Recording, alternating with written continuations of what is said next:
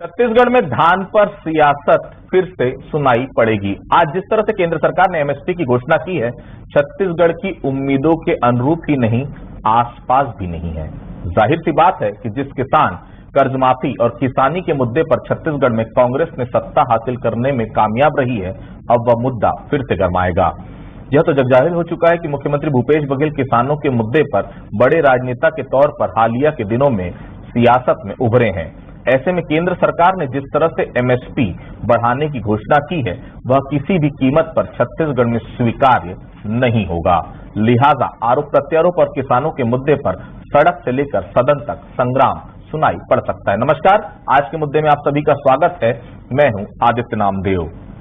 किसान छत्तीसगढ़ की राजनीति के केंद्र बिंदु पर तब भी था जब 2018 का विधानसभा चुनाव हुआ, और तब भी होगा जब 2023 में सत्ता का संग्राम शुरू होगा। हालांकि बीजेपी जिस तरह से किसानों के मुद्दे पर कई जगहों पर मात खाई थी, उम्मीद यही थी कि किसानों के मुद्दे पर तो कम से कम केंद्र सरकार फूंक फूंक कर कदम रखेगी। अब आज के समर्थन मूल्य के ऐलान के बाद साफ हो गया है कि केंद्र सरकार अपनी रणनीति अपने हिसाब से ही तय कर रही है।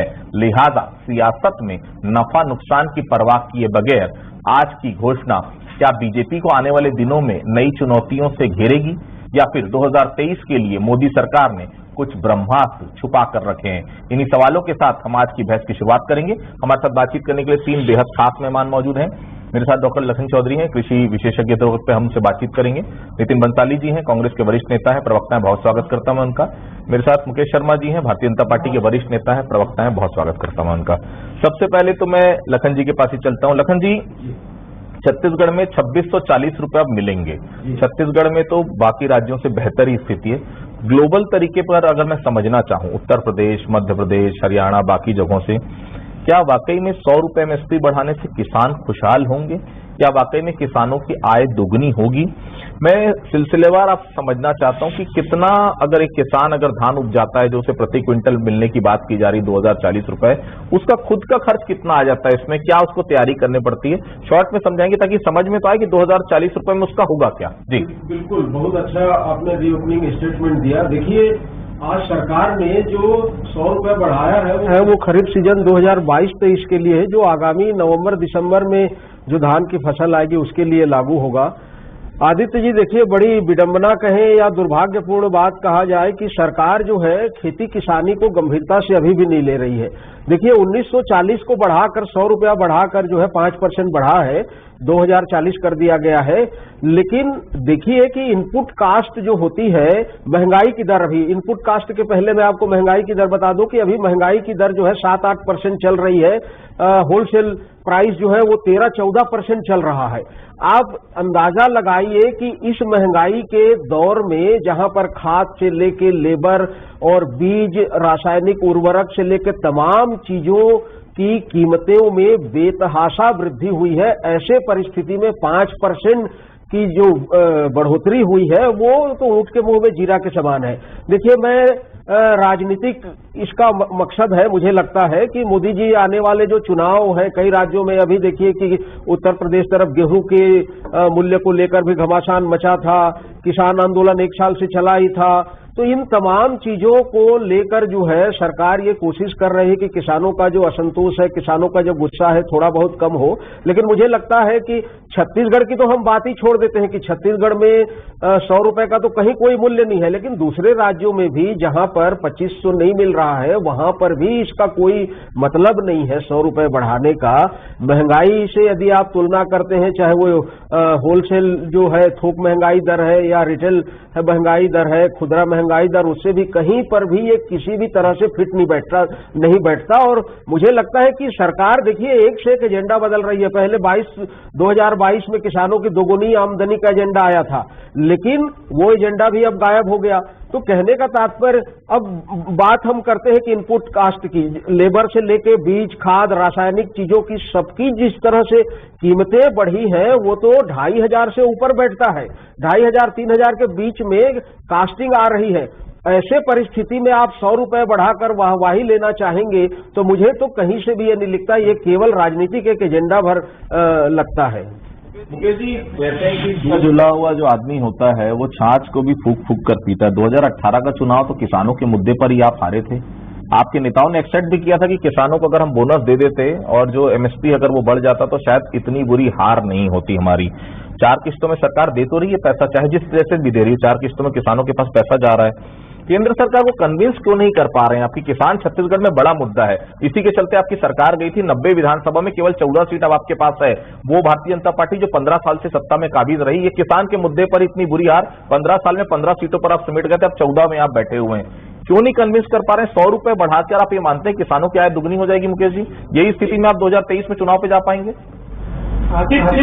सबसे पहली बात तो ये सुनिए, आपकी एमएसपी में कितना वृद्धि कब हुआ, किसने किया? माननीय नरेंद्र मोदी जी के सरकार में आने के पश्चात कितने बार एमएसपी में वृद्धि हुई है, इसको आप देखिए। आप बता रहे हैं 2018 में, अब 2018 का निकाल लीजिए, कितना था धान का समर्थन मूल्य, कितना था? सत्ता में आने के लिए एमएसपी बढ़ाना और किसानों के हितों को ध्यान में रख के एमएसपी बढ़ाना, दोनों में फर्क है।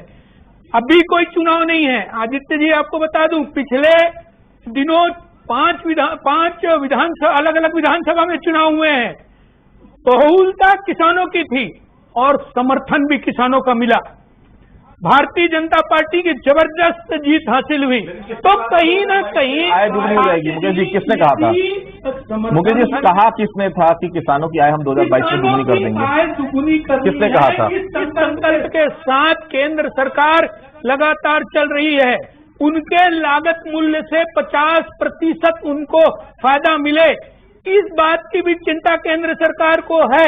आज यदि 17 उत्पादों पे एमएसपी बढ़ता है तो निश्चित रूप से अभी कोई चुनाव को दृष्टि में रख के किया गया निर्णय नहीं है। केंद्र सरकार हमेशा से इस भारत के कृषि प्रधान देश को जानती है। हमको मालूम है ये कृषि प्रधान देश है और किसानों को गंभीरता से लेना पड़ेगा और लिया जा रहा है।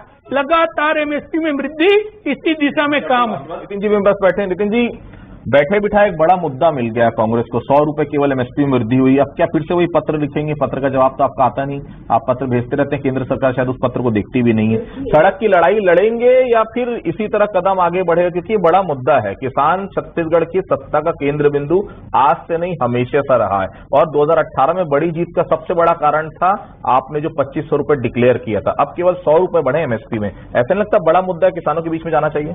देखिए, 2700 रुपए का तो मांग पत्र राज्य सरकार ने समर्थन मूल्य के लिए केंद्र सरकार को भेजा था, पर 2040 किया। ऊंट के मुंह में जीरे की जो बात थी, तो जीरे से भी कोई छोटा यदि कोई हो, राई होती है, शायद सरसों होती है, उसके बराबर भी नहीं हुआ। देखिए, 2500 किया मुद्दा, ये सरकार ही किसानों की है।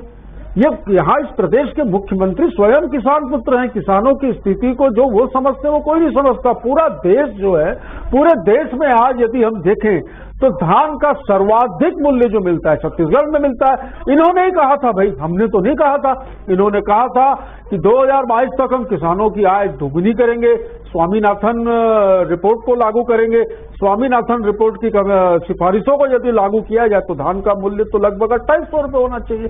प्रदेश के मुख्यमंत्री संवेदनशील है। 100 रुपए केंद्र सरकार ने बढ़ाया तो इनके नेता बाइयां चढ़ाकर शुरू हो गए कि क्या भूपेश बघेल, क्या प्रदेश की सरकार जो है वो क्या ज्यादा मूल्य देगी। तो माननीय मुख्यमंत्री जी ने यह भी डिक्लेयर कर दिया कि इस साल 2640 रुपए किसानों को मिलेंगे और संभवतः अगले साल 2800 रुपए मिलेंगे। देखिए, छत्तीसगढ़ कृषि प्रधान प्रदेश और धान यहाँ की मुख्य फसल है, तो बिल्कुल किसानों के साथ हम खड़े थे, खड़े हैं। दोगलेबाजी ये कर रहे हैं। महंगाई की, जैसी कि अभी बता रहे थे भाई साहब की महंगाई की दरें, अरे मैंने बीच में नहीं बोला था, सुन लीजिए, भाषण सुन रहा था मैं, सुन रहा था, सब कुछ नहीं बोला मैंने। ये लोग देख रहे हैं, ये आपकी दोगलेबाजी को देख रहे हैं कि किस प्रदेश के किसानों के साथ 2500 रुपए हम दे रहे हैं। बीच में 200 अड़ंगे इन्होंने लगाने की कोशिश की। कभी बारदाने के नाम से हमें परेशान किया गया, कभी खाद के नाम से। बढ़ती महंगाई, डीजल, पेट्रोल, कृषि यंत्र, बढ़ती महंगाई की वजह से शोषित में भी पड़ता है। 100 रुपए वृद्धि, ये क्या कुछ मजाक हो रहा है? मेरे साथ मौजूद लखन जी, 2022 में किसानों की आय दुगनी का वादा, ये सरकार चूंकि कांग्रेस की, इसलिए मैं उस पर भी सवाल खड़े करता हूं। बीच में बात शिकायत भी बड़ी गंभीर आई थी। खाद किस प्रकार की किसानों को मिल रही थी और मैंडेटरी कर दिया गया कि आपको यही खाद यूज करना है। अगर किसानों की सरकार है तो ये बात पे भी ध्यान देना आपको जरूरी है, क्योंकि जो खाद जाएगी उसी हिसाब से उर्वरक, उसी हिसाब से फसल पैदा होगी। उसमें भी दिक्कत का हर जगह पर हमने देखा, खासतौर से सरगुजा संभाग में काफी दिक्कतें आई थी खाद को लेकर। अब जब 100 रुपए एमएसपी बढ़ा है, मतलब अभी 2640 रुपए के आसपास मिलेगा और ये एमएसपी हर साल अगर हम बात करें, डेटा अगर देखें तो लगभग 100 रुपए हर साल वृद्धि हो रही। 2018 से लेकर अभी तक हम देखें तो लगभग 100 रुपए की हर साल वृद्धि कर रही। हो सकता है अगले साल ये 2140 हो जाए और वो डिफरेंस जो है वो राज्य सरकार का हर बार कम होते जा रहा है। राज्य सरकार जब 1840 था, 1800 के आसपास, तब आपको याद है 2500 की घोषणा की थी। अब जो है एमएसपी 100 रुपए बढ़ा, मतलब 5 साल में 500 रुपए एमएसपी बढ़ गया। मतलब ये कम से कम 3000 रुपए अब राज्य सरकार को करना चाहिए, लेकिन उस तरफ से राज्य सरकार का कोई बयान अब तक नहीं आ रहा है। राज्य सरकार जो पैसा देती है वो तो लगातार कम होते जा रहा है। क्या इस विषय पर भी राज्य सरकार को सोचना चाहिए लखन जी? बिल्कुल सोचना चाहिए। और मुझे लगता है कि देखिए, अगले साल जो चुनाव होगा उसमें बिल्कुल सरकार, भूपेश बघेल की सरकार इसमें कोई न कोई पॉजिटिव जो है डिक्लेरेशन करेगी, मुझे लगता है। आदित्य जी, आप बोल रहे हैं कि निश्चित रूप से कि जो अंतर है वो बढ़ तो रहा है, लेकिन हम इस चीज को इस तरह से समझे कि महंगाई किस तरह से बढ़ रही है बाकी चीजों में भी। ठीक है कि सरकार के रिसोर्स कम है, छत्तीसगढ़ सरकार ने फिर भी कर्ज लेकर, देखिए आज छत्तीसगढ़ सरकार जब भाजपा से सत्ता संभाली थी तो लगभग 42-45 हजार करोड़ का कर्ज था, लाख करोड़ का। आज वो डबल हो चुका है और सारे जो कर्ज ले रही है आरबीआई से, ये ग्रामीण अर्थव्यवस्था पर खर्च कर रही है। इसलिए मुझे लगता है कि इस मुद्दे पर, खेती किसानी के मुद्दे पर, ग्रामीण अर्थव्यवस्था के मुद्दे पर तो छत्तीसगढ़ सरकार को हम घेर नहीं सकते। इसमें भले ही ये अंतर कम होते जा रहा है, लेकिन महंगाई जिस तरह से बढ़ रही है उसमें किसानों के लिए राहत की बात ही है। महत्वपूर्ण बात यह है आदित्य जी कि इसमें केंद्र सरकार को सोचना चाहिए कि साल भर किसानों ने आंदोलन किया, सरकार ने आश्वासन के ऊपर आश्वासन दिया, उसके बावजूद खेती किसानी के प्रति जो केंद्र सरकार का रवैया है वो बिल्कुल भी सकारात्मक नहीं है। आप देखिए, दूसरे खाने पीने की और तमाम जो व्यापारिक चीजें हैं उनमें किस तरह से महंगाई बढ़ी है। कई चीजों में तो 35-40% तक महंगाई बढ़ी है। और उस स्थिति में आप जो है 5% का जो बढ़ा रहे हैं, ठीक है आप बढ़ा रहे हैं हर साल, लेकिन ये कोई पर्याप्त नहीं है और इससे असंतोष किसानों का कम होने वाला नहीं। आपके घर के बजट भी आपकी धर्मपत्नी बनाती होंगी, सब्जियां भी आप लाते होंगे, अनाज भी आप लाते होंगे। महंगाई बढ़ी, इस बात से आप भी इंकार नहीं कर सकते। और निश्चित तौर पर देखिए, 102 रुपए पेट्रोल अभी छत्तीसगढ़ की राजधानी रायपुर में मिल रहा है। डीजल की कीमतें भी आपने देखी, रसोई गैस भी कहां पर पहुंच रहा है, ये सब हम जानते हैं। सब्जी टमाटर जैसा जो है, जो हम 1 रुपए 2 रुपए में खरीदते थे, आज 60 रुपए 65 रुपए सिर्फ टमाटर मिल रहे हैं। ये मान रहे हैं कि महंगाई बढ़ी है। क्या महंगाई बढ़ने के बाद भी केवल 100 रुपए पर्याप्त आप मानते हैं क्या मुकेश जी? भारतीय जनता पार्टी के आप नेता हैं, प्रवक्ता है भारतीय जनता पार्टी की तरफ से, आप बोल रहे हैं बिल्कुल सही है, लेकिन क्या 100 रुपए पर्याप्त है एमएसपी के लिए? देखिए आदित्य जी, सबसे पहली बात तो चौधरी जी ये बता रहे थे कि हो सकता अगले साल सत्ता में आने के लिए चुनाव को दृष्टि से अगले साल कुछ करे।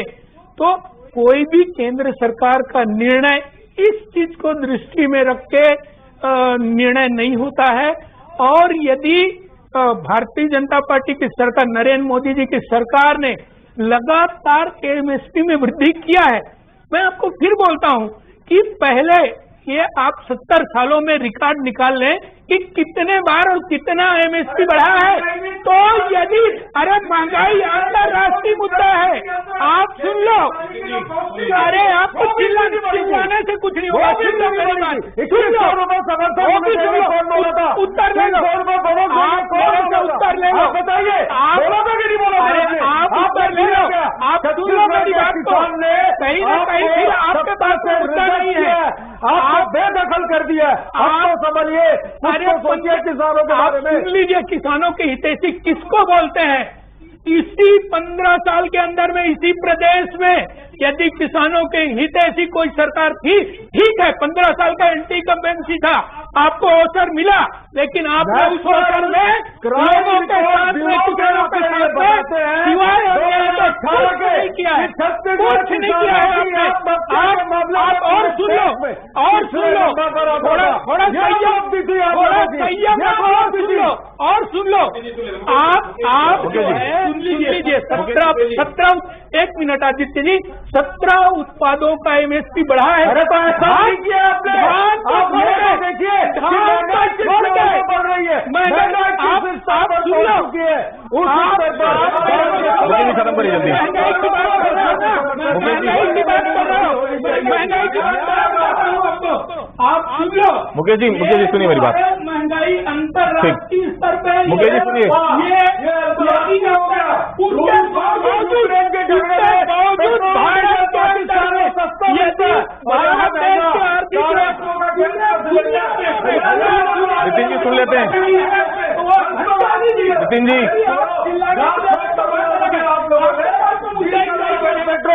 आपके पास डाटा ही नहीं है बोलने के लिए, मुकेश जी मुझे बहुत अच्छे से याद है 2018 का जब घोषणा। मुकेश जी सुन लीजिए पहले मेरी बात। मुकेश जी ऐसे आपस में लड़ने से कोई बात नहीं होगी कि न किसी को समझ में आएगा। आप दोनों अपनी आवाज इतनी तेज रखेंगे तो जनता सुन नहीं पाएगी। आप लोग अपनी अपनी जवाबदेही पार्टी के हैं, आप लोग इस तरह से अगर बात करेंगे तो जनता को समझ में नहीं आएगा कि आप लोग अपनी अपनी पार्टी का क्या पक्ष रखना चाहते हैं। मुकेश जी मेरा सवाल ये था, 2018 का जब विधानसभा चुनाव का घोषणा पत्र आप लोग तैयार कर रहे थे, मुझे बहुत अच्छे से याद है, उसमें साफ तौर पर ये डिमांड आप लोग की तरफ से थी कि 2 साल का बोनस दिया जाना चाहिए। आपकी तरफ से डिमांड थी कि जो रुका हुआ बोनस है वो दिया जाए, साथ में किसानों के लिए जो बेहतर अपन स्थिति कर सके 2018 के घोषणा पत्र में वो शामिल होना चाहिए था। ये यहाँ के नेताओं ने आपके बनाया था, लेकिन जब केंद्र में वो घोषणा पत्र जाता है तो वो कैंसिल कर दिया गया था और ये हार का सबसे बड़ा कारण बना था। आप भी जानते हैं कि सत्ता के केंद्र में केवल किसान है। 80% आबादी छत्तीसगढ़ की आज भी खेती किसानी करती है और किसानों से हटकर जहां आप जाएंगे नुकसान आपको मिलेगा। 15 साल की एंटी इनकम्बेंसी अलग बात है, इतनी बड़ी एंटी इनकम्बेंसी नहीं थी मुकेश जी की 15 सीटों पर आप सिमट जाएं। आपको भी ये पता होना चाहिए कि किसानों का मुद्दा बड़ा मुद्दा था। उस मुद्दे पर आप जो तरीके से आना चाहिए था, घोषणा पत्र आना चाहिए था, आपके नेताओं को बोलना चाहिए था, वो सब में आपने कहीं ना कहीं लेक किया और वही लेकुना था जो इतना बड़ी आपकी हार हुई। मैं सिर्फ यही आपसे बात करना चाहता हूं, क्या 2023 के लिए आप नहीं समझते कि किसान बड़ा मुद्दा है, किसानों के लिए सोचना आज से जरूरी है आपके लिए? मुकेश जी किसानों को हम कभी भी चुनावी मुद्दा या वोट लेने का माध्यम नहीं मानते हैं, पहली बात। दूसरी बार मैं आपको बताऊं कि इसी प्रदेश के अंदर में 40,000 मीट्रिक टन धान का उत्पादन था। भारतीय जनता पार्टी के सरकार के समय ही 1,20,000 मीट्रिक टन यदि उत्पादन बढ़ा तो निश्चित रूप से रकबा बढ़ा, सिंचाई का माध्यम बढ़ा, तो कहीं न कहीं इसको बोलते हैं किसानों के प्रति गंभीरता। खर्ची बात करने का आदत आप लोगों को होगा। मैं डाटा के साथ बात करता हूं, आप निकालिए डाटा और मैं आपको बताऊं, हम तो 17 अलग अलग उत्पादों में दे रहे हैं ना। आप धान को छोड़ के और कौन कौन से उत्पादों के अंदर में एमएसपी दिए हैं? 9,000 रुपया डिफरेंस, 9,000 किसको दिया है? एक आदमी का नाम बताओ, एक किसान का नाम बताओ। 9,000 के माध्यम से आप 9,000 एक किसान का नाम बताओ, आप मेरे को एक किसान का नाम जिसको। मेरा सवाल आपसे ये था मुकेश जी अपनी बात कंप्लीट कर लीजिए। अपनी तैयारी रखो मुकेश जी, धान की बात, मुकेश जी, बाकी उत्पादों में आप क्या कर रहे हो? मुकेश जी किसको दिए हैं बताओ। नितिन जी मेरा सवाल एकदम बहुत साफ ये है कि जब हम 1940 की बात करी तो 1740 के आसपास था, तब आप लोगों ने 2500 की बात की। अब जो है 2140 के आसपास जो है 2040 अभी हो गया, अगले साल हो सकता है 2140 या फिर 2200 के आसपास हो जाए। वो जो डिफरेंस था वो धीरे धीरे राज्य सरकार का कम होते जा रहा है। ऐसा नहीं लगता कि वो डिफरेंस अगर जो पहले दिन से आपने शुरू किया था 2018 से, उस पर अगर जाते तो अगले साल किसानों को हर हालत में 3,000 रुपए देने की स्थिति में आप होते? उस पर बात नहीं होनी चाहिए नितिन जी? देखिए जो भी चीजें होंगी ये सरकार ही, जैसा कि मैंने कहा आदित्य जी, आप काफी सीनियर हैं, आप बहुत अच्छे से यहाँ पर आपने किसानों की स्थितियों को, परिस्थितियों को देखा और आपने जैसा कहा कि इस प्रदेश में 80% लोगों का जीवन यापन ही खेतीबाड़ी की वजह से, खेती किसानी से ही होता है। तो जो किसानों की सरकार है, जिस प्रदेश के मुख्यमंत्री किसान पुत्र हैं, तो निश्चित तौर पर किसानों के लिए बेहतर क्या किया जा सकता है इस दिशा में ही हम काम करेंगे। हमने सरकार बनते ही पहला वादा पूरा किया, हमने किसानों का कर्जा माफ किया, सस्ती दरों पर बिजली, बहुत से मतलब कृषि यंत्रों को फ्री में देना, सोलर पंप, बहुत सारी ऐसी किसानों के हितों के लिए योजनाएं चल रही हैं और सरकार किसानों की, और निश्चित तौर पर आगे और बेहतर हम करेंगे। पर बात यहाँ ये आती है कि झूठ बोलकर, जुमला करके जो लोगों ने सत्ता हासिल की कि हम ये करेंगे, किसानों की आय दुगुनी करेंगे, आज क्या स्थिति है आप देखिए। देखिए छत्तीसगढ़ की किसानी के केंद्र में शुरू से ही किसान रहा है और साफ तौर पर कहा जाता है कि छत्तीसगढ़ की राजनीति की सत्ता की चाबी किसानों से होकर जाती है। अभी भारतीय जनता पार्टी को भी समझना पड़ेगा, 2018 बीत चुका है, 2023 नजदीक है। किसानों के ऊपर जितना अधिक पार्टी ध्यान देगी और किसानों के हित पर जितनी भी लड़ाइयां सड़क से लेकर सदन तक की भारतीय जनता पार्टी लड़ेगी, उतनी बेहतर स्थिति में 2023 के चुनाव में भारतीय जनता पार्टी नजर आएगी। कांग्रेस के लिए भी 2018 सत्ता की चाबी किसानों ने सौंपी थी। कांग्रेस कितना बेहतर तरीके से 2023 में किसानों के लिए सोच पाएगी, 2023 के संघर्ष और 2023 की विधानसभा की चाबी, या सीधे तौर पर यह कहें कि सत्ता अगर कोई दिलाता है छत्तीसगढ़ में तो वो केवल और केवल किसान होता है। तो फिलहाल आज की चर्चा में आप सभी लोग जुड़े, आप सभी लोगों का बहुत बहुत शुक्रिया। आज के मुद्दे में फिलहाल इतना ही, कल किसी अन्य मुद्दे पर फिर से मुलाकात होगी, तब तक के लिए बहुत बहुत धन्यवाद।